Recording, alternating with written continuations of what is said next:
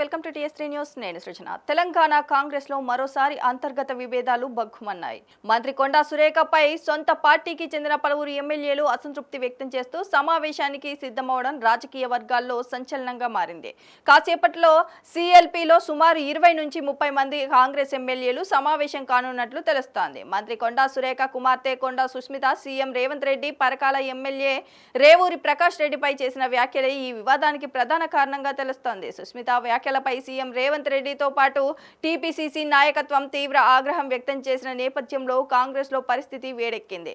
ఇదే సమయంలో కొండా సురేఖకు పలువురు సీనియర్ మంత్రులు కాంగ్రెస్ లోని పాతతరం నాయకుల నుంచి మద్దతు లభిస్తున్నట్లు సమాచారం. మరోవైపు సుస్మిత వ్యాఖ్యలతో తనకు ఎలాంటి సంబంధం లేదని మంత్రి కొండా సురేఖ స్పష్టం చేశారు. ఆమె వ్యాఖ్యలు పూర్తిగా వ్యక్తిగతమని, తాను వాటికి బాధ్యత వహించలేనని పార్టీ క్రమశిక్షణ కమిటీకి ఇచ్చిన వివరణలో పేర్కొన్నారు. అయితే సురేఖ వివరణపై కొందరు కాంగ్రెస్ ఎమ్మెల్యేలు తీవ్ర ఆగ్రహం వ్యక్తం చేస్తున్నారు.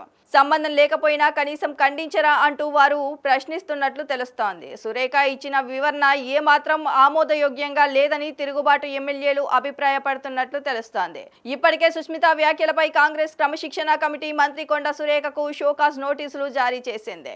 3 రోజుల్లో వివరణ ఇవ్వాలని ఆదేశించింది. పార్టీ క్రమశిక్షణకు విరుద్ధంగా ఎవరైనా వ్యవహరిస్తే చర్యలు తప్పవని టీపీసీసీ అధ్యక్షుడు మహేష్ కుమార్ గౌడ్ కూడా స్పష్టం చేశారు. పరకాల అసెంబ్లీ టికెట్ అంశమే ఈ వివాదానికి కేంద్రంగా మారింది. వచ్చే ఎన్నికల్లో పరకాల నుంచి తానే పోటీ చేస్తానని సుస్మిత ప్రకటించడంతో పాటు రేవూరి ప్రకాష్ రెడ్డికి మరోసారి టికెట్ ఇవ్వడంపై సీఎం రేవంత్ రెడ్డిని ప్రశ్నించారు.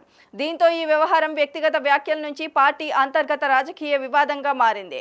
ఇప్పుడు సిఎల్పి వేదికగా కాంగ్రెస్ ఎమ్మెల్యేలు సమావేశం కానుండడంతో ఈ భేటీలో ఇలాంటి నిర్ణయాలు తీసుకుంటారు, కొండా సురేఖపై ఎమ్మెల్యేలు ఏ నిర్ణయం తీసుకుంటారు, సీఎం రేవంత్ రెడ్డి టీపీసీసీ నాయకత్వం ఈ పరిణామాలను ఎలా ఎదుర్కొంటోంది అన్నది తెలంగాణ రాజకీయాల్లో ఆసక్తిగా మారింది.